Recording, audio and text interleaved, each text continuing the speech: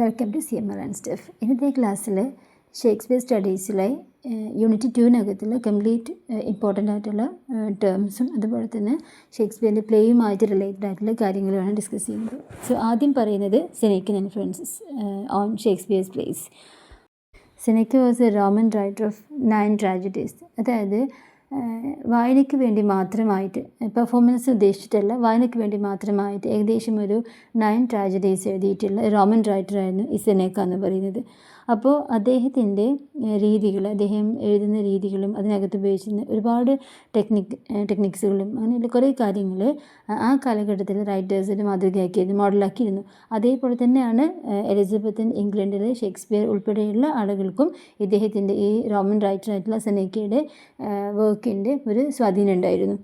ഇദ്ദേഹത്തിൻ്റെ ഒരു സ്പെഷ്യാലിറ്റി എന്ന് പറയുന്നത് he had strong plots about revenge, violence, magic and Greek myths. അതായത് മാന്ത്രികതയും അതുപോലെ പ്രതികാരങ്ങളും ആക്രമണങ്ങളും അതുപോലെയുള്ള ഗ്രീക്ക് പുരാണങ്ങളിൽ നിൽക്കുന്ന കുറേ കാര്യങ്ങളൊക്കെ ഇദ്ദേഹത്തിൻ്റെ പ്ലേസിൽ അദ്ദേഹം ഉപയോഗിച്ചിട്ടുണ്ടായിരുന്നു. അപ്പോൾ ഇതെല്ലാം എലിസബത്തൻ പ്രേക്ഷകർക്ക് ഈ ശൈലി വളരെയധികം ഇഷ്ടപ്പെട്ടു. അതുകൊണ്ട് തന്നെയാണ് ഈ എലിസബത്തൻ ഇംഗ്ലണ്ടിലെ പ്ലേ റൈറ്റേഴ്സ് എല്ലാം ഈ സെനേക്കയെ ഇൻഫ്ലുവൻസ് ചെയ്യുകയും അവരുടെ ആ ഒരു ശൈലി ഇങ്ങോട്ട് കൊണ്ടുവരാൻ തുടങ്ങുകയും ചെയ്തത്. ഇത് ജനറൽ ആയിട്ടുള്ള കാര്യമാണ്. ഇനി ഷേക്സ്പിയറിൻ്റെ കാര്യത്തിൽ നമ്മൾ മനസ്സിലാക്കുന്നത്, ഷേക്സ്പിയർ സെനേക്കയിൽ നിന്ന് ഇതേപോലെയുള്ള ഈ പ്രതികാരം, റിവെഞ്ച്, അതുപോലെ തന്നെ ഗോസ്റ്റ്, അതുപോലെ സുപ്പർനാച്ചുറൽ ഇവൻറ്റ്സ്, മോറൽ ക്വസ്റ്റ്യനിങ്, അങ്ങനെയുള്ള കുറേ കാര്യങ്ങൾ ഷേക്സ്പിയർ അദ്ദേഹത്തിൻ്റെ വർക്കിലൂടെ ഉപയോഗിച്ചിട്ടുണ്ട്. ഇതിന് എക്സാമ്പിളാണ് ഹാംലെറ്റിലും കിങ് ലിയറിലും ടിറ്റസ് ആൻഡ്രോണിക്കസിലൊക്കെ അദ്ദേഹം അത് ഉപയോഗിച്ചിട്ടുണ്ട്. അതുപോലെ സെനേക്കയുടെ ക്യാരക്ടേഴ്സിൻ്റെ മറ്റൊരു സ്പെഷ്യാലിറ്റി ആയിരുന്നു അദ്ദേഹം അംബീഷ്യസ് ക്യാരക്ടേഴ്സിനെയും അതുപോലെ ഗിൽറ്റി ക്യാരക്ടേഴ്സിനെയൊക്കെ ഉണ്ടാക്കിയിരുന്നു. അത്യാഗ്രഹം, അങ്ങനെയൊക്കെയുള്ള കുറ്റബോധമുള്ള ക്യാരക്ടേഴ്സ് ഉണ്ടാവുമല്ലോ, അതെല്ലാം ഉണ്ടാക്കിയിരുന്നു. അതെല്ലാം വില്യം ഷേക്സ്പിയർ അദ്ദേഹത്തിൻ്റെ വർക്കിൽ, അതായത് റിച്ചാർഡ് III അതുപോലെ മാക്ബത്തിലും ഒക്കെ കൊണ്ടുവന്നിട്ടുണ്ട്. പിന്നെ അത് മാത്രമല്ല, സെനേക്കയുടെ ഈ ഗോസ്റ്റ് അപ്പിയറൻസും സൂപ്പർനാച്ചുറൽ എലമെൻറ്റ്സൊക്കെ അതുപോലെ ട്രാജിക് മൊമെൻ്റ് ഉണ്ടാക്കുന്ന ക്യാരക്ടേഴ്സ് എല്ലാം ഇദ്ദേഹം ഷേക്സ്പിയർ കോമഡിയിൽ കൂടി യൂസ് ചെയ്തിട്ടുണ്ട്. അതിന് എക്സാമ്പിളാണ് എ മിഡ്സമ്മർ നൈറ്റ്സ് ഡ്രീം എന്ന് പറയുന്നത്. നെക്സ്റ്റ് നമ്മൾ നോക്കുന്നത് സ്റ്റൈൽസ് ആൻഡ് ടെക്നിക്സ് ആണ്. അതായത് സെനേക്കയുടെ ഡ്രാമകളിലെല്ലാം നമുക്ക് കാണാൻ പറ്റുന്ന കുറച്ച് കാര്യങ്ങളാണ് ലോങ് സ്പീച്ചസ്, അതുപോലെ സോളിലോക്കീസ് എല്ലാം. അപ്പോൾ ഇതെല്ലാം വില്യം ഷേക്സ്പിയർ പഠിച്ചെടുത്തിരുന്നു. എന്നിട്ട് ഇദ്ദേഹത്തിൻ്റെ വില്യം ഷേക്സ്പിയറിൻ്റെ കഥാപാത്രങ്ങളെല്ലാം ഇത് ഉപയോഗിച്ചിട്ടുണ്ട്. അപ്പോൾ ഈ ക്യാരക്ടേഴ്സ് ഏതെങ്കിലും ഒരു കാര്യം, ആ കഥയിൽ ഉൾപ്പെടുന്ന ഏതെങ്കിലും ഒരു കാര്യങ്ങൾ, അല്ലെങ്കിൽ എന്തെങ്കിലും അവർ പുതിയതായിട്ടൊരു പദ്ധതി ഇടുന്നുണ്ട്, ആ കാര്യങ്ങളാണെങ്കിലോ അല്ലെങ്കിൽ അവർക്ക് എന്തെങ്കിലും സംശയങ്ങളൊക്കെ ഉണ്ടെങ്കിൽ അതെല്ലാം ഇങ്ങനെ ഈ ലോങ് സ്പീച്ചിലൂടെ അല്ലെങ്കിൽ സോളിലോക്കീസിലൂടെയൊക്കെ അവർ വ്യക്തമാക്കുമായിരുന്നു. അപ്പോൾ ഈ ഓഡിയൻസിന് ഈ ക്യാരക്ടേഴ്സ് എന്താണ് ചെയ്യാൻ പോകുന്നത്, എന്താണ് ഈ ക്യാരക്ടേഴ്സിൻ്റെ മെയിൻ അജണ്ട എന്താണെന്നുള്ളത് വ്യക്തമായിട്ട് ഓഡിയൻസിന് മനസ്സിലാവും. അത് ഓഡിയൻസിൻ്റെ ക്യാരക്ടേഴ്സിനെ കുറച്ചുകൂടി മനസ്സിലാക്കാനും അവർ തമ്മിൽ കണക്ഷൻ ഉണ്ടാകും, നമ്മൾ ആ ഒരു പെർഫോമൻസിൽ ഇരുന്ന് പോകാനുള്ള ഒരു സാഹചര്യം സൃഷ്ടിക്കുകയും ചെയ്തിരുന്നു. സെനേക്കയുടെ കാഴ്ചപ്പാടുകൾ എന്ന് പറയുന്നത് പെസിമിസ്റ്റിക് ആണ്. അതുപോലെ തന്നെ അദ്ദേഹം ഫോക്കസ് ചെയ്തിരുന്നത് ഫെയ്റ്റ്, അതുപോലെ അൺസ്റ്റോപ്പബിൾ വയലൻസ്, ഇതൊക്കെയാണ് കൂടുതലായിട്ടും അദ്ദേഹത്തിൻ്റെ സെൻറ്റർ എന്ന് പറയുന്നത്. പക്ഷേ ഇതെല്ലാം ഷേക്സ്പിയർ ചില സമയങ്ങളിൽ അദ്ദേഹത്തിൻ്റെ വർക്കിന് വേണ്ടിയിട്ട് കോപ്പി ചെയ്തിട്ടുണ്ട്. പക്ഷേ ഷേക്സ്പിയർ സെനേക്കയുടെ ഇത്തരം ചിന്താഗതികൾ, അതായത് ഈ പെസിമിസ്റ്റിക് പോയിൻ്റ് ഓഫ് വ്യൂ, അതുപോലെ തന്നെ ഫെയ്റ്റ്, അൺസ്റ്റോപ്പബിൾ വയലൻസ്, ഇതെല്ലാം ഇതിൻ്റെ കൂടെ തന്നെ ഷേക്സ്പിയർ അദ്ദേഹത്തിൻ്റെ കാലഘട്ടത്തിലെ ക്രിസ്തീയമായ ധാർമ്മികത, അതും അതേപോലെ തന്നെ ക്ഷമ, പ്രതീക്ഷ, ഇത്തരം കാര്യങ്ങളെല്ലാം, ക്രിസ്ത്യൻ ഐഡിയാസ്, അതുപോലെ ഫോർഗീവ്നെസ്, ഹോപ്പ്, ഇതെല്ലാം ഷേക്സ്പിയറിൻ്റേതായിട്ടുള്ള ഐഡിയാസ് കൂടി രണ്ടും ചേർത്ത് വെച്ചിട്ടാണ് ഷേക്സ്പിയർ പ്ലേസൊക്കെ എഴുതിയിട്ടുണ്ടായിരുന്നത്. അതുകൊണ്ട് തന്നെ വില്യം ഷേക്സ്പിയറിൻ്റെ ഡ്രാമാസിലെ മിക്ക ക്യാരക്ടേഴ്സിനും ചേഞ്ച് ചെയ്യാനുള്ള ചാൻസ് കൂടുതലാണ്, അതായത് സാഹചര്യത്തിനനുസരിച്ച് മാറാനുള്ള ചാൻസ് കൂടുതലാണ്. പക്ഷേ സെനേക്കയുടെ ക്യാരക്ടേഴ്സിന് അത് വളരെയധികം കുറവായിരുന്നു. അപ്പോൾ നമ്മളിവിടെ മനസ്സിലാക്കിയത് സെനേക്കയുടെ പ്ലേസിലുള്ള ചില കാര്യങ്ങൾ, സോളിലോക്കീസ് ആണെങ്കിലും ലോങ് സ്പീച്ചസ് ആണെങ്കിലും വില്യം ഷേക്സ്പിയർ പഠിച്ചെടുത്ത് അദ്ദേഹത്തിൻ്റെ ഡ്രാമയിലൂടെ അത് ഉപയോഗിച്ചിരുന്നു.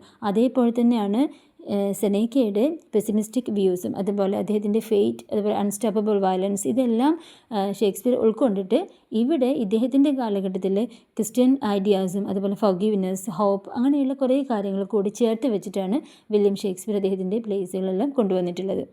ഇനി ഷേക്സ്പിയറിൻ്റെ പ്ലേസിലെ ക്യാരക്ടർ ടൈപ്സുകൾ എന്താണെന്നുള്ളതാണ് പറയുന്നത്. So each of Shakespeare's plays feels like a different world. അതായത് he rarely repeats the same characters. ഒരിക്കലും അദ്ദേഹം ഒരു ക്യാരക്ടറിനെ വീണ്ടും വീണ്ടും റിപ്പീറ്റ് ചെയ്തിട്ടില്ല. ഒരു ക്യാരക്ടറിൻ്റെ സ്വഭാവത്തെയോ രീതികളെയോ ഒന്നും വീണ്ടും വീണ്ടും മറ്റുള്ളതിൽ റിപ്പീറ്റ് ചെയ്തിട്ടില്ല. പക്ഷേ ചില അടിസ്ഥാനപരമായിട്ടുള്ള ചില ടൈപ്സുകൾ അദ്ദേഹം ഉപയോഗിക്കാറുണ്ട്. ചില ബേസിക് ടൈപ്സുകൾ എപ്പോഴും വീണ്ടും വീണ്ടും മറ്റുള്ള വർക്കുകളിൽ ഉപയോഗിക്കാറുണ്ടായിരുന്നു. അതല്ലാതെ ഒരു കഥാപാത്രത്തിൻ്റെ സെയിം ആണ് നമുക്ക് തോന്നുന്ന രീതിയിലുള്ള ക്യാരക്ടേഴ്സിനൊന്നും അദ്ദേഹത്തിൻ്റെ മറ്റുള്ള പ്ലേസിൽ അദ്ദേഹം കൊണ്ടുവന്നിട്ടില്ല. അപ്പോൾ അതുകൊണ്ട് നമ്മൾ അദ്ദേഹത്തിൻ്റെ ക്യാരക്ടേഴ്സിനെ മനസ്സിലാക്കുന്ന സമയത്ത് മിക്കപ്പോഴും ഹീറോസ് അല്ലെങ്കിൽ പ്രൊട്ടാഗണിസ്റ്റ് തന്നെയാണ് മിക്ക പ്രോബ്ലംസും ഫേസ് ചെയ്യുന്നത്. അതുപോലെ വില്ലൻസ് പലപ്പോഴും പല ഡ്രാമാസിലെയും അദ്ദേഹത്തിൻ്റെ വില്ലൻസ് ഒരുപാട് കോംപ്ലക്സ് ആയിട്ടുള്ള സിറ്റുവേഷൻസ് ക്രിയേറ്റ് ചെയ്യുന്നുണ്ട്. അപ്പോൾ അങ്ങനെയുള്ള ചില കാര്യങ്ങൾ ഒഴിച്ച് ബാക്കിയുള്ള നല്ല ഫ്രണ്ട്സ്, അഡ്വൈസ് കൊടുക്കുന്ന നല്ല ഫ്രണ്ട്സ്, അതുപോലെ ചില സ്ട്രോങ് ആയിട്ടുള്ള ഫീമെയിൽ ക്യാരക്ടേഴ്സ്, അങ്ങനെയുള്ള ചില കാര്യങ്ങളൊക്കെ കൊണ്ട് തന്നെയാണ് അദ്ദേഹത്തിൻ്റെ ഓരോ ക്യാരക്ടേഴ്സും നമുക്ക് ഒരു പുതുമയുള്ളതായിട്ട് തോന്നുന്നത്. ഷേക്സ്പിയറിൻ്റെ സ്ത്രീ കഥാപാത്രങ്ങളിലേക്ക് നമ്മൾ എത്തുന്ന സമയത്ത് scholars usually divide dum into 4 types. ആദ്യം പറയുന്നത് വിറ്റി ആൻഡ് അസേർട്ടീവ് വിമൻ, അതായത് കൂടുതലായിട്ടും ബുദ്ധിയും അതുപോലെ നർമ്മവും ഒക്കെയുള്ള ആളുകൾ. അപ്പോൾ അത് ഏതൊക്കെ കഥാപാത്രങ്ങളാണെന്ന് ഇതിനകത്ത് കൊടുത്തിട്ടുണ്ട്. Second one loving and imaginative, കൂടുതൽ സ്നേഹവും ഭാവനയും ഒക്കെയുള്ള type of characters. Then third one tragic heroines. Then fourth one powerful and ambitious. ഇതെല്ലാം അദ്ദേഹത്തിൻ്റെ സ്ത്രീ കഥാപാത്രം. ഒരുപാട് സ്ത്രീ കഥാപാത്രങ്ങൾ അദ്ദേഹം ഉപയോഗിച്ചിട്ടില്ല, നമ്മൾ പറഞ്ഞിട്ടുണ്ടായിരുന്നു, പെർഫോമൻസിന് ബുദ്ധിമുട്ടുള്ളത് കൊണ്ട് തന്നെ. പക്ഷേ ഉള്ള സ്ത്രീ കഥാപാത്രങ്ങൾ അധികവും ശക്തവുമാണ്, മിക്കപ്പോഴും അവരുടെ സ്വഭാവ ഗുണങ്ങൾ കൊണ്ട് തന്നെ ആ ഒരു പ്ലേക്കകത്ത് വളരെ ഇമ്പോർട്ടൻ്റ് ആയിട്ടുള്ള ഒരു റോൾ ചെയ്യുന്നവരുമാണ്. അതുമാത്രമല്ല ഷേക്സ്പിയറിൻ്റെ സ്ത്രീ കഥാപാത്രങ്ങൾ ജസ്റ്റ് ഒരു മൈനർ റോളല്ല അദ്ദേഹം കൊടുത്തിട്ടുള്ളത്, മിക്കപ്പോഴും കേന്ദ്ര കഥാപാത്രമായിട്ട് തന്നെയാണ് അദ്ദേഹം അവതരിപ്പിക്കുന്നത്. ഇനി സൂപ്പർസ്റ്റിഷൻ ഇൻ എലിസബത്തൻ ഇംഗ്ലണ്ട്, അതായത് എലിസബത്തൻ കാലത്ത് ഈ വിച്ചസ്, സ്പിരിറ്റ്, അതുപോലെ മാജിക്, മാനസികമായ ശക്തികളൊക്കെ ഉണ്ടല്ലോ, അതിലെല്ലാം ഭയങ്കര വിശ്വാസമായിരുന്നു അവർക്ക്. അപ്പോൾ മിക്ക വർക്കിലും ജനറലായി നമ്മൾ നോക്കുകയാണെങ്കിൽ തന്നെ ഒരുപാട് ആ സമയത്ത് ഇറങ്ങിയിട്ടുള്ള മിക്ക വർക്കിനകത്തും അത് കാണാൻ പറ്റുമായിരുന്നു. ഇനി നമ്മൾ ഷേക്സ്പിയറിലേക്ക് വരുന്ന സമയത്ത് ഷേക്സ്പിയർ ഇതുപോലെയുള്ള സൂപ്പർസ്റ്റിഷ്യസ് ആയിട്ടുള്ള കാര്യങ്ങൾ, മാനുഷികമായിട്ടുള്ളത് ഒക്കെ ചില നാടകങ്ങളിലെല്ലാം, ചില പെർഫോമൻസിലും, ചില പ്ലേസിലെല്ലാം അദ്ദേഹം അത് വ്യത്യസ്തമായ രീതിയിൽ അദ്ദേഹം ഉപയോഗിച്ചിട്ടുണ്ട്. അതിന് എക്സാമ്പിളാണ് ഇങ്ങനെയുള്ള സൂപ്പർ നേച്ചുറൽ എലിമെൻറ്റ്സ് ഒക്കെ അദ്ദേഹം ഉപയോഗിച്ചതിനുള്ള എക്സാമ്പിൾസാണ് അദ്ദേഹത്തിൻ്റെ മിഡ്സമ്മർ നൈറ്റ്സ് ഡ്രീമിലും, അതുപോലെ ഹാംലെറ്റിൽ ഗോസ്റ്റ് അപ്പിയറൻസ് ഉണ്ടല്ലോ, അതുപോലെ മാക്ബത്തിൽ, ജൂലിയസ് സീസറിൽ, ടെമ്പെസ്റ്റിലൊക്കെ അദ്ദേഹം ഉപയോഗിച്ചിട്ടുണ്ട്. അപ്പോൾ ഓരോ പ്ലേക്കകത്തും വ്യത്യസ്തമായ രീതിയിലാണ് അദ്ദേഹം ഈ സൂപ്പർ നേച്ചുറൽ എലമെൻറ്റ്സ് അദ്ദേഹം യൂസ് ചെയ്തെന്ന് പറഞ്ഞല്ലോ. അപ്പോൾ എക്സാമ്പിൾസാണ് ആദ്യം പറയുന്നത്. ഈ മിഡ്സമ്മർ നൈറ്റ്സ് ഡ്രീമിൽ ഈ പക്കെന്ന് ഉൾപ്പെടുന്ന ചില ഉപദ്രവങ്ങളൊന്നും ഇല്ലാത്ത തമാശകളും കുസൃതികളൊക്കെ കാണിക്കുന്ന ഫാരീസ്, അത് ഒരു കോമിക്കായിട്ടുള്ളൊരു സിറ്റുവേഷനാണ് ഓഡിയൻസിന് ഉണ്ടാക്കുന്നത്. ദെൻ അത് കഴിഞ്ഞ് ഹാംലെറ്റിൽ ഒരു ഫാദറിൻ്റെ ഗോസ്റ്റ് വരുന്നുണ്ടല്ലോ, ഹാംലെറ്റിൻ്റെ ഫാദറിൻ്റെ ഗോസ്റ്റ് വരുന്നത്, അത് പക്ഷേ അങ്ങനെയല്ല, കുറച്ചും കൂടി ഡാർക്ക് പ്രസൻസ് ആണ്. അതുപോലെ തന്നെ ഒരു റിവെഞ്ചിലേക്ക് എത്തുന്ന രീതിയിലാണ് അത് പ്രസൻറ്റ് ചെയ്തിട്ടുള്ളത്. ദെൻ അത് കഴിഞ്ഞിട്ട് മാക്ബത്തിൽ ചില വിച്ചസ് ഇദ്ദേഹത്തിനെക്കുറിച്ച് പ്രൊഫസീസൊക്കെ നൽകുന്നുണ്ട്. എന്നിട്ട് മാക്ബത്തിൻ്റെ ആഗ്രഹങ്ങൾ അത്യാഗ്രഹമാക്കി മാറ്റുകയും എന്നിട്ട് അവസാനം മാക്ബത്തിൻ്റെ തന്നെ നാശത്തിലേക്ക് കൊണ്ടെത്തിക്കുകയും ചെയ്യുന്നുണ്ട്. അപ്പോൾ ഇതൊരു വേറെ രീതിയിലാണ് അത് പ്രസൻറ്റ് ചെയ്തിട്ടുള്ളത്. ദെൻ ടെംപെസ്റ്റിലേക്ക് വരുന്ന സമയത്ത് ഇങ്ങനെ ഓരോ ഡ്രാമക്കകത്തും ഷേക്സ്പിയർ വളരെ വ്യത്യസ്തമായ രീതിയിലാണ് സൂപ്പർ നാച്ചുറൽ എലമെൻറ്റ്സ് അദ്ദേഹം യൂസ് ചെയ്തിട്ടുള്ളത്. അപ്പോൾ നമുക്ക് ടോട്ടലി മനസ്സിലാവുന്നത് ഈ സൂപ്പർ നാച്ചുറൽ എലമെൻറ്റ്സിന് ഷേക്സ്പിയർ അദ്ദേഹത്തിൻ്റെ വർക്കിലൂടെ കാണിക്കുന്നുണ്ട് എന്നുണ്ടെങ്കിൽ അതൊരിക്കലും ജസ്റ്റ് ഒരു ഡ്രാമ ക്രിയേറ്റ് ചെയ്യാൻ വേണ്ടി മാത്രമല്ല, ഡ്രാമയുടെ ഒരു നാടകീയത കൊണ്ടുവരാൻ വേണ്ടി മാത്രമായിരുന്നില്ല. മിക്കപ്പോഴും ഗോസ്റ്റിൻ്റെയും വിച്ചസിൻ്റെയും സ്പിരിറ്റിൻ്റെയും ഒക്കെ അപ്പിയറൻസ് എന്ന് പറയുന്നത് കൂടുതലായിട്ടും മനുഷ്യ സ്വഭാവം, അതുപോലെ തന്നെ ധാർമ്മികത, മൊറാലിറ്റി, ഫെയ്റ്റ്, ഇതിനെയെല്ലാം ചേർത്ത് വെച്ചുകൊണ്ട് ചില കാര്യങ്ങൾ, ഈ പ്രമേയങ്ങൾ മനസ്സിലാക്കാൻ വേണ്ടിയിട്ട് എങ്ങനെയാണ് ഒരു മനുഷ്യൻ്റെ ചിന്താഗതികൾ പോകുന്നത്, അതിന് ഇവരുടെ റോൾ എന്താണ്, അല്ലെങ്കിൽ എങ്ങനെയാണ് മനുഷ്യരെ ഇത്രയും അധികം ഈ ഒരു രീതിയിലൂടെ പോകുന്നത് എന്നെല്ലാം കാണിക്കാൻ വേണ്ടിയിട്ട്, അതായത് ഓഡിയൻസിന് മുമ്പിൽ ധാർമ്മികതയെക്കുറിച്ചും അതുപോലെ വിധിയെക്കുറിച്ചും മനുഷ്യ സ്വഭാവത്തെക്കുറിച്ചും ഒക്കെ കാണിക്കുന്നത് ഒരു പക്ഷേ ഈ സൂപ്പർ നാച്ചുറൽ എലമെൻറ്റ്സിലൂടെ ആയിരിക്കും. അപ്പോൾ അതുകൂടിയാണ് അദ്ദേഹം ഉദ്ദേശിക്കുന്നത്. അല്ലാതെ ജസ്റ്റ് ഒരു ഫാൻറ്റസി ക്രിയേറ്റ് ചെയ്യുക എന്നുള്ളതായിരുന്നില്ല വില്യം ഷേക്സ്പിയറിൻ്റെ ഒരു മെയിൻ എയിം എന്ന് പറയുന്നത്. അപ്പോൾ ഇത്തരം കാര്യങ്ങളെല്ലാം ഷേക്സ്പിയറിൻ്റെ ഡ്രാമയിലേക്ക് ആഴത്തിലിറങ്ങി ചെല്ലാൻ റീഡേഴ്സിനും അതുപോലെ അന്നത്തെ പെർഫോം ചെയ്യുമ്പോൾ ഓഡിയൻസിനുമൊക്കെ വളരെയധികം ഇഷ്ടത്തോടു കൂടി കണ്ടിരിക്കാൻ കഴിയുന്നത് അദ്ദേഹത്തിൻ്റെ ഇത്തരം പ്രസൻറ്റേഷൻ തന്നെയായിരുന്നു. ഇനി പറയുന്നത് വളരെ ഇമ്പോർട്ടൻ്റ് ആയിട്ടുള്ള കാര്യങ്ങളാണ്. അതായത് കഴിഞ്ഞ ക്ലാസ്സിൽ നമ്മൾ ഷേക്സ്പിയറിൻ്റെ പ്ലേസിൽ അദ്ദേഹം യൂസ് ചെയ്യുന്ന ടെക്നിക്സിനെ കുറിച്ച് ജസ്റ്റ് ടേം മാത്രം മെൻഷൻ ചെയ്തിട്ടുണ്ടായിരുന്നു. അപ്പോൾ അതിൻ്റെ എക്സ്പ്ലനേഷൻസ് വരുന്നത് ഈ ക്ലാസ്സിലാണ്. സോ ആദ്യം പറയുന്നത് ബ്ലാങ്ക് വേഴ്സ് ആണ്. Blank verse become dominant in English drama and poetry. അതായത് വളരെ മുന്നേ തന്നെ ഇംഗ്ലീഷ് ഡ്രാമയിലും പോയട്രിയിലും ഒക്കെ ബ്ലാങ്ക് വേഴ്സ് ഉണ്ടായിരുന്നു. It is unrhymed iambic pentameter. ഒരു 10 syllables ഉണ്ടായിരിക്കും per lines with stress on every second syllable. Then ഇവിടെ ആദ്യം ഇത് കൊണ്ടുവന്നത് ഹെൻറി ഹൊവാർഡ് എളഫ്സറെ, ഇറ്റലിയിൽ നിന്നാണ് ആദ്യം ഇത് നമുക്ക് കൊണ്ടുവരുന്നത്. അപ്പോൾ ഈ ഒരു സ്റ്റൈൽ കൊണ്ടുവരുന്നത്. പിന്നീട് അതിന് ശേഷം റൈറ്റേഴ്സ് ലൈക്ക് ക്രിസ്റ്റഫർ മാർലോ അതിനെ കുറച്ചും കൂടി പോളിഷ് ചെയ്തിട്ടെടുത്തു. ഷേക്സ്പിയറും ഒരുപാട് കാര്യങ്ങൾ മനസ്സിലാക്കിയിട്ട് അദ്ദേഹത്തിൻ്റെ മറ്റുള്ള റൈറ്റേഴ്സിൽ നിന്ന് മനസ്സിലാക്കിയിട്ട് ഷേക്സ്പിയറിൻ്റെതായ രീതിയിൽ മാറ്റം വരുത്തിയിട്ടാണ് ബ്ലാങ്ക് വേഴ്സ് അദ്ദേഹം യൂസ് ചെയ്തിട്ടുണ്ടായിരുന്നത്. അദ്ദേഹത്തിന് കുറച്ചുകൂടി ഫ്ലെക്സിബിളായ രീതിയിൽ. ഇതെന്തിനാണ് യൂസ് ചെയ്യുന്നത് വെച്ച് കഴിഞ്ഞാൽ ഒരു ഡീപ്പ് ഇമോഷൻസൊക്കെ എക്സ്പ്രസ് ചെയ്യാൻ, അതുപോലെ സ്വാഭാവികമായ സംസാര രീതികൾ അതൊക്കെ കൊണ്ടുവരാൻ കൂടുതലായിട്ടും ഈ ബ്ലാങ്ക് വേഴ്സ് ഉപയോഗപ്പെടുത്തിയിട്ടുണ്ടായിരുന്നു അവർ. ഇനി ഷേക്സ്പിയറിലേക്ക് നമുക്ക് കുറച്ചുകൂടി കോൺസെൻട്രേറ്റ് ചെയ്ത് പറയുമ്പോൾ Shakespeare used blank verse in almost all his plays. For example അദ്ദേഹത്തിൻ്റെ ലവ്സ് ലാബേഴ്സ് ലോസ്റ്റിനകത്ത് അദ്ദേഹം വളരെ ഇലാബറേറ്റ് ചെയ്തിട്ട് തന്നെ വളരെ പ്ലേഫുള്ളായിട്ട് തന്നെ പ്രസൻറ്റ് ചെയ്യാൻ അദ്ദേഹത്തിന് സഹായിച്ചിട്ടുണ്ട്. അതുപോലെ തന്നെ അപ്പോൾ ഈ ലവ്സ് ലാബേഴ്സ് ലോസ്റ്റിൽ എന്താണെന്ന് വെച്ച് കഴിഞ്ഞാൽ തുടക്കത്തിലുള്ളതായതുകൊണ്ട് തന്നെ അത് ഒരു ആലങ്കാരികമായിട്ട് അത്രമാത്രം ഉദ്ദേശിച്ചിട്ടാണ് അത് കൊണ്ടുവന്നിട്ടുണ്ടായത്. പക്ഷേ പിന്നീട് വന്നിട്ടുള്ള വർക്കിലെല്ലാം പിന്നീട് അദ്ദേഹത്തിൻ്റെ ക്യാരക്ടേഴ്സിലൂടെ കുറച്ചുകൂടി അത് നല്ല രീതിയിൽ ഉപയോഗപ്പെടുത്തി തുടങ്ങി. അപ്പോൾ അതുകൊണ്ട് തന്നെ ആ പോയറ്റിക് ക്വാളിറ്റി അതുപോലെ തന്നെ ഡ്രമാറ്റിക് പവറൊക്കെ കുറച്ചും കൂടി നല്ല രീതിയിലേക്ക് അദ്ദേഹത്തിന് കൊണ്ടുവരാൻ കഴിയുകയും ചെയ്തു. പിന്നീട് അദ്ദേഹം യൂസ് ചെയ്യുന്ന രീതികളിൽ ഓരോ പ്ലേസിലും അതിൻ്റെതായ മാറ്റങ്ങൾ വരുത്തി. Early place focus on verbal skill. അപ്പോൾ ആദ്യത്തെ ചില പ്ലേസിലൊക്കെ നോക്കുമ്പോൾ അദ്ദേഹത്തിൻ്റെ വെർബൽ സ്കിൽ നമുക്ക് നന്നായി മനസ്സിലാക്കാൻ പറ്റും. പിന്നീട് ഹിസ്റ്ററീസ് ട്രാജഡീസ് ഒക്കെ എത്തിക്കഴിഞ്ഞപ്പോൾ അത് കുറച്ചും കൂടിയും പവർഫുൾ ആയിട്ടുള്ള രീതിയിൽ ആ ഒരു ആക്ഷനെ സപ്പോർട്ട് ചെയ്യാൻ വേണ്ടിയിട്ട് സ്ട്രോങ് വേഴ്സിലേക്ക് അദ്ദേഹം മാറുകയാണ് ചെയ്യുന്നത്. അപ്പോൾ ഇവിടെ ഷേക്സ്പിയറിൻ്റെ അഭിപ്രായത്തിൽ ക്രിസ്റ്റഫർ മാർലോയുടെയൊക്കെ ഡ്രാമകളിൽ കവിതയ്ക്ക് വളരെയധികം പ്രാധാന്യമുണ്ട്, ആധിപത്യം സ്ഥാപിക്കുന്നുണ്ട് കവിത ഡ്രാമക്കകത്ത്. പക്ഷേ ഷേക്സ്പിയറിൻ്റെ അഭിപ്രായത്തിൽ ഏതെങ്കിലും ഒരു പ്ലേക്കകത്ത് ഏതെങ്കിലും ലൈൻസുകളൊക്കെ ഉൾപ്പെടുത്തിയിട്ടുണ്ടെങ്കിൽ അതൊരിക്കലും ആ ഡ്രാമയിൽ ആധിപത്യം സ്ഥാപിക്കാൻ പാടില്ല. ആ ഒരു ക്യാരക്ടറിൻ്റെ മാനസികാവസ്ഥ മനസ്സിലാക്കാനോ ആ ഒരു സന്ദർഭത്തിന് അനുയോജ്യമായ 1-2 ലൈൻസ് അല്ലെങ്കിൽ ഒരു സ്റ്റാൻസൊക്കെ അദ്ദേഹം യൂസ് ചെയ്തിട്ടുണ്ടെങ്കിൽ അതൊരിക്കലും ആ ഡ്രാമയിൽ ആധിപത്യം സ്ഥാപിക്കാൻ പാടില്ല എന്നാണ് അദ്ദേഹത്തിൻ്റെ ഒരു അഭിപ്രായം. അപ്പോൾ അതുകൊണ്ട് തന്നെ അദ്ദേഹം ബ്ലാങ്ക് വേഴ്സ് യൂസ് ചെയ്യുന്നത് ഇങ്ങനെയുള്ള പോയറ്റിക് ലൈൻസ് അദ്ദേഹം ഡ്രാമയിലുണ്ടെങ്കിൽ ആ ക്യാരക്ടറിൻ്റെ സ്റ്റേറ്റും അദ്ദേഹത്തിൻ്റെ അവസ്ഥയൊക്കെ മനസ്സിലാക്കിയിട്ട് വളരെ ഫീൽ ചെയ്യുന്ന രീതിയിൽ, അതായത് കഥയുടെ വേഗതയ്ക്ക് അനുസരിച്ചിട്ട് വളരെ നല്ല ഭംഗിയുള്ള താളവും അതുപോലെ വരിയുടെ ലെങ്ത്തൊക്കെ മാറ്റിയിട്ട് ഭാഷയ്ക്ക് കുറച്ചും കൂടി ഭംഗിയുള്ളതാക്കാൻ വേണ്ടിയിട്ടാണ് അദ്ദേഹം ഈ ബ്ലാങ്ക് വേഴ്സ് യൂസ് ചെയ്തിട്ടുണ്ടായിരുന്നത്. നമ്മളിവിടെ ബ്ലാങ്ക് വേഴ്സിനെ കുറിച്ച് പറഞ്ഞു. പക്ഷേ ഇവിടെ ബ്ലാങ്ക് വേഴ്സിനെ കുറിച്ച് ഡീറ്റെയിൽ ആയിട്ടുള്ള കാര്യങ്ങൾ ഞാൻ പറഞ്ഞിട്ടില്ല. അതായത് ഷേക്സ്പിയർ എങ്ങനെയാണ് ബ്ലാങ്ക് വേഴ്സ് യൂസ് ചെയ്തിട്ടുള്ളത് എന്നും ബ്ലാങ്ക് വേഴ്സിനെ കുറിച്ച് 2 ലൈൻസ് മാത്രമേ നമ്മളിവിടെ പറഞ്ഞിട്ടുള്ളൂ.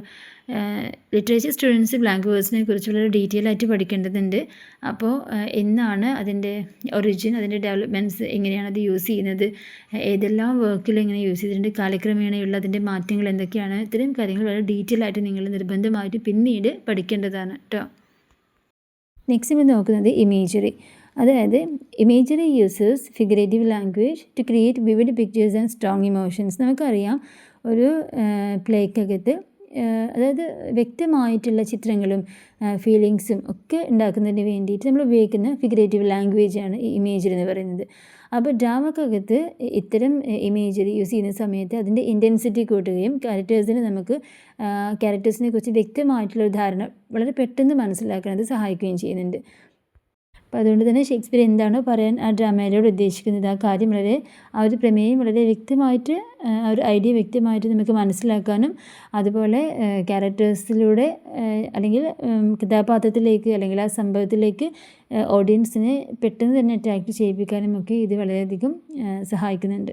സോ ഈ പറഞ്ഞ ഇമേജറിയെക്കുറിച്ചും നിങ്ങൾ കുറച്ച് ഡീറ്റെയിൽ ആയിട്ട് മനസ്സിലാക്കണം. പിന്നീട് നിർബന്ധമായിട്ട് മനസ്സിലാക്കേണ്ട കാര്യങ്ങളാണ്. ഇവിടെ നമ്മൾ ഷേക്സ്പിയർ ഇതെങ്ങനെ യൂസ് ചെയ്തു എന്നുള്ളത് മാത്രമേ പറഞ്ഞിട്ടുള്ളൂ. എന്താണ് ഇമേജറിയുടെ കംപ്ലീറ്റ് കാര്യങ്ങളും നമ്മൾ പറഞ്ഞിട്ടില്ല. അപ്പോൾ ഷേക്സ്പിയറിന് റിലേറ്റഡ് ആയിട്ടുള്ളത് മാത്രമാണ് നമ്മൾ ഈ ഒരു ചാപ്റ്ററിനകത്ത് പറയുന്നുള്ളൂ. അപ്പോൾ അതുകൊണ്ട് ഇതിനകത്ത് വരുന്ന എല്ലാ ടെക്നിക്സുകളും നിങ്ങൾ വളരെ ഡീറ്റെയിൽ ആയിട്ട് പിന്നീട് പഠിക്കേണ്ടതാണ് കേട്ടോ. ഇനി നമുക്ക് എക്സാമ്പിൾസ് നോക്കാം. അദ്ദേഹം മാക്ബത്തിൽ ചില ക്ലോത്തിങ്ങിൻ്റെ, അതുപോലെ ഡാർക്ക്നെസ്, അതുപോലെ ബ്ലഡ്, ഇതൊക്കെ വളരെ കുറ്റബോധം, അതുപോലെ മാഡ്നെസ് ഒക്കെ കാണിക്കാൻ വേണ്ടിയിട്ട് അദ്ദേഹം ഉപയോഗിക്കുന്നുണ്ട്. അതുപോലെ blood and sleep imagery after Duncan's murder creates fear, അതും ആ ഒരു രീതിയിലാണ് അദ്ദേഹം പ്രസൻറ്റ് ചെയ്തിട്ടുള്ളത്.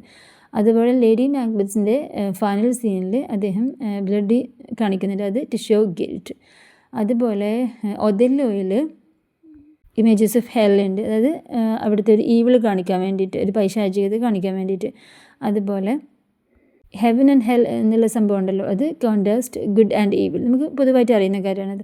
So imagery makes violence, ambition and moral struggle more vivid. അപ്പോൾ നമ്മൾ ചില കാര്യങ്ങളിൽ ഇങ്ങനത്തെ ഇമേജസ് കാണിക്കുമ്പോൾ അത് ഇങ്ങനെയാണ് ഉദ്ദേശിക്കുന്നത് എന്ന രീതിയിലേക്ക് നമ്മൾ ചിന്തിപ്പിക്കുന്നത് ആ ഒരു ഡ്രാമ കഴിയുന്നവരെ നമുക്ക് ആ ഒരു രീതിയിലാണ് നമ്മളതിനെ കാണുക. ഈ പറഞ്ഞ എക്സാമ്പിൾസ് മാത്രമല്ല, അദ്ദേഹത്തിൻ്റെ ഇമേജറി എന്ന് പറയുന്നത് റിച്ച് ആൻഡ് സിംബോളിക്. അതായത് ഫോർ എക്സാമ്പിൾ റോമിയോ ആൻഡ് ജൂലിയറ്റിൽ ലൈറ്റ് ആൻഡ് ഡാർക്ക് കാണിക്കുന്നത് intensity and danger of young love. അതുപോലെ അതായത് ലൈറ്റ് ആൻഡ് ഡാർക്ക് എന്ന് പറയുന്നത് പ്രണയത്തിൻ്റെ ആ ഒരു ഭംഗിയും അതേപോലെ തന്നെ അതിന് ശേഷം വരുന്ന അപകടവും അതാണ് ഉദ്ദേശിക്കുന്നത്. അതേപോലെ തന്നെയാണ് റോമിയോ സണ്ണായിട്ടും ജൂലിയറ്റിനെ മൂണായിട്ടും കമ്പയർ ചെയ്യുന്നുണ്ട്.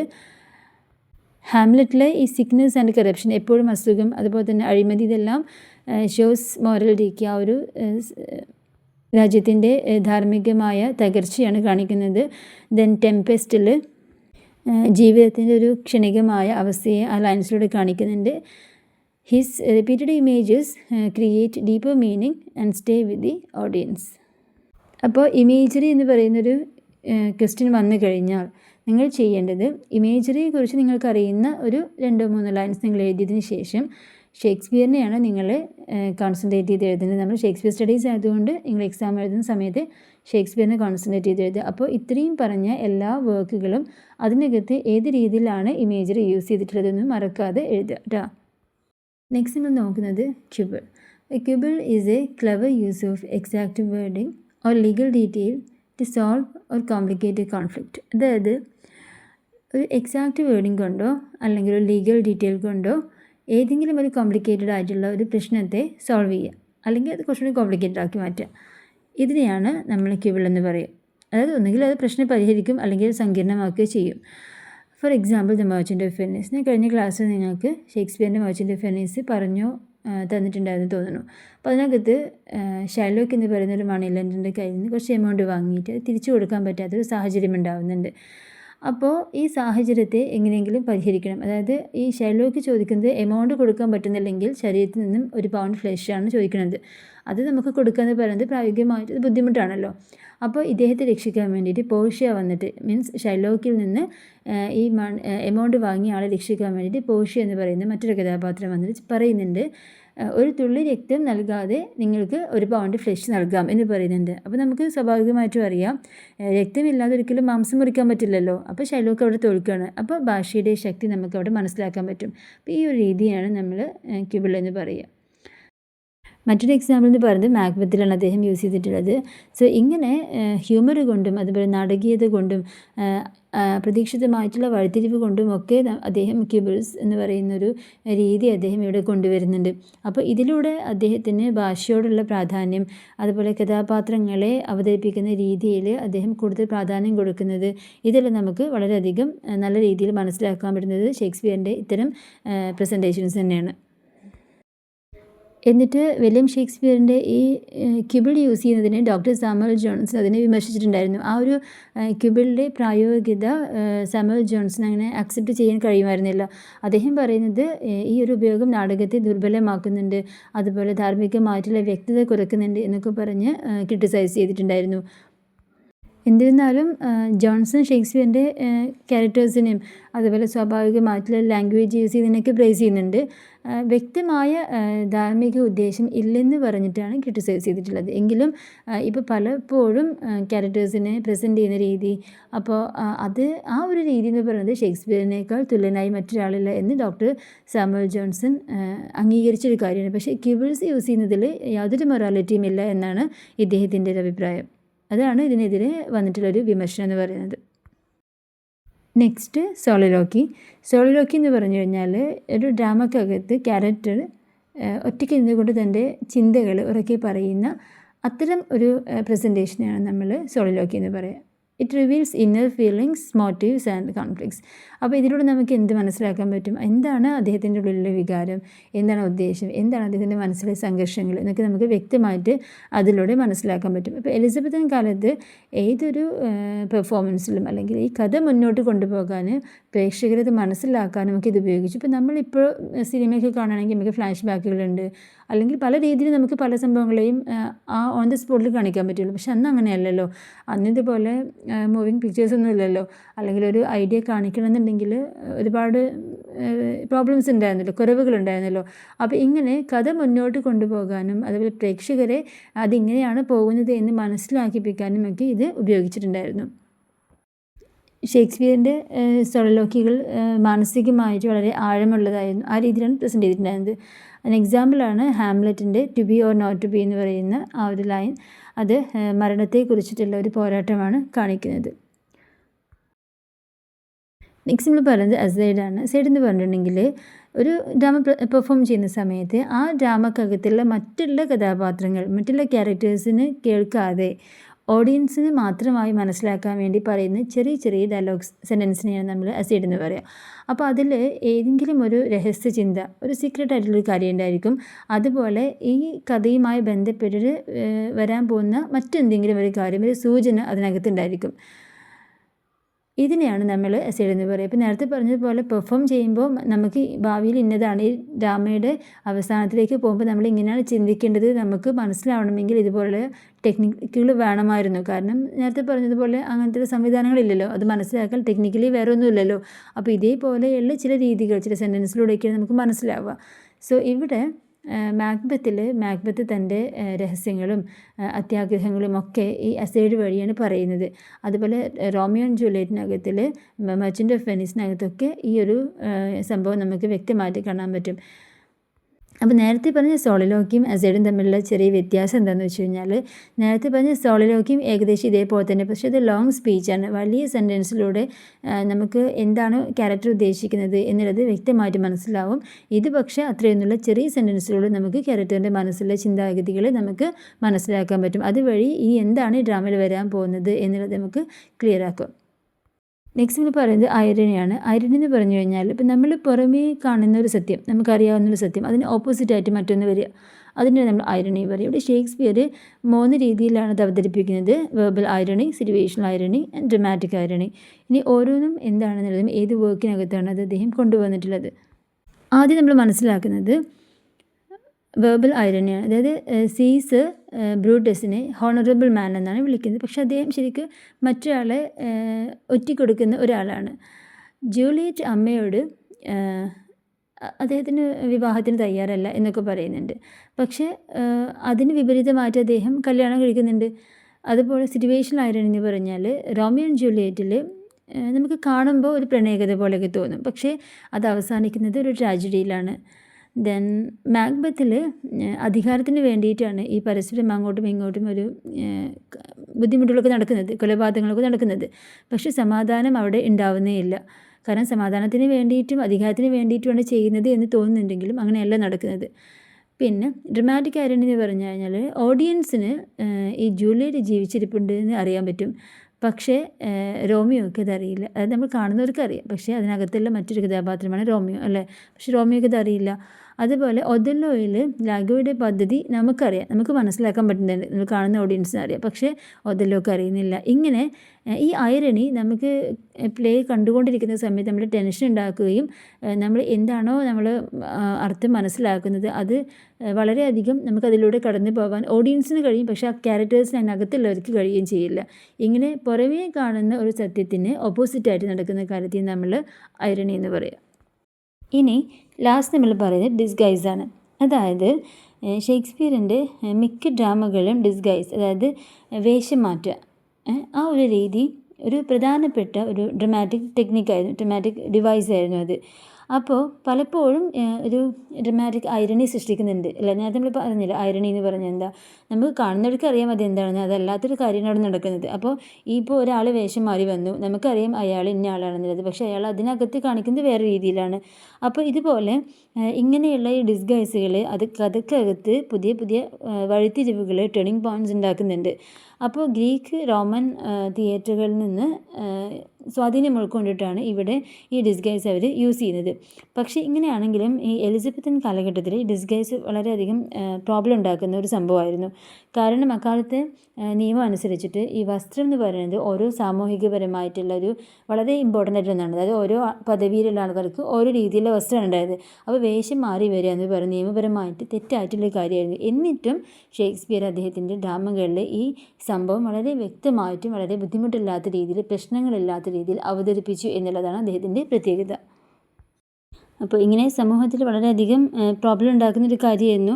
സങ്കീർണമായൊരു പ്രശ്നം തന്നെയാണ്. ആരെങ്കിലും റാങ്ക് മാറി വസ്ത്രം ധരിച്ചു കഴിഞ്ഞാൽ അതിൻ്റെ പണിഷ്മെൻറ്റ് അവരെന്തായാലും സ്വീകരിച്ചിരിക്കണം, അങ്ങനെയായിരുന്നു അന്നുണ്ടായിരുന്നത്. അപ്പോൾ ആ സമയത്ത് അത്രയും റിസ്ക് ഉള്ളൊരു കാര്യം അദ്ദേഹം വർക്കിലൂടെ പ്രസൻറ്റ് ചെയ്യുക എന്ന് പറയുന്നത് വളരെയധികം പ്രാധാന്യം അർഹിക്കുന്ന ഒരു കാര്യം തന്നെയാണ്. പക്ഷേ അത് വളരെ ബുദ്ധിമുട്ടില്ലാത്ത രീതിയിൽ അദ്ദേഹം അവതരിപ്പിച്ചിട്ടുണ്ട്. അപ്പോൾ ഈ ഒരു ഡിസ്ഗൈസിൻ്റെ ഉപയോഗം അദ്ദേഹത്തിൻ്റെ കഥകളിലൊക്കെ വളരെ സങ്കീർണമായതാണെങ്കിലും അല്ലെങ്കിൽ കോമിക്കലായതും സസ്പെൻസും ഉണ്ടാക്കാനൊക്കെ സഹായിച്ചിട്ടുണ്ട്. ഇതിനകത്ത് ഏറ്റവും പ്രധാനമായിട്ടുള്ള കുറച്ച് എക്സാമ്പിൾസ് പറയുന്നുണ്ട്. നസിർ പറയുന്നുണ്ട്, ദ മെർച്ചൻ്റ് ഓഫ് വെനീസിൽ പറയുന്നുണ്ട്, 12th നൈറ്റ്, കിങ് ലിയർ. ഇതിനകത്ത് എല്ലാം ഇതുപോലെ ജെൻഡർ ഡിസ്ഗൈസുകളാണ് കൂടുതലുള്ളത്. അതായത് ചില സമയങ്ങളിൽ സ്ത്രീ കഥാപാത്രങ്ങൾ പുരുഷ കഥാപാത്രങ്ങളായിട്ട് മാറുന്ന രീതിയിൽ. അപ്പോൾ അത് കാണികൾക്ക്, ഓഡിയൻസിന് കൂടുതലും ഒരു ഡ്രമാറ്റിക് ടെൻഷൻ ഫീൽ ചെയ്യാനും അതുപോലെ തന്നെ അദ്ദേഹത്തിൻ്റെ പ്ലേകളിലൂടെ ചില സമയങ്ങളിൽ നമുക്കിത് കാണുന്ന സമയത്ത് വളരെ എൻ്റർടൈനിങ് ആയി തോന്നുന്ന രീതിയിലും ഒക്കെ അദ്ദേഹത്തിന് ഇത് പ്രസൻറ്റ് ചെയ്യാൻ കഴിഞ്ഞിട്ടുണ്ട്. അപ്പോൾ സെക്കൻഡ് യൂണിറ്റിനകത്ത് കംപ്ലീറ്റ് കാര്യങ്ങളും ഉൾപ്പെടുത്താൻ വേണ്ടി ശ്രമിച്ചിട്ടുണ്ട്. സോ നിങ്ങൾ ഏതാണോ ഇതിനകത്തുള്ള ഹെഡിങ്, അതിന് താഴെ നമ്മൾ ജനറലായിട്ട് പറയുന്ന കാര്യങ്ങൾ തന്നെ ഇവിടെ ഷേക്സ്പിയറിനെ കൂടുതൽ ഫോക്കസ് ചെയ്തിട്ട് എക്സാമിന് എഴുതാൻ വേണ്ടിയിട്ട് ശ്രമിക്കുക. Thank you so much.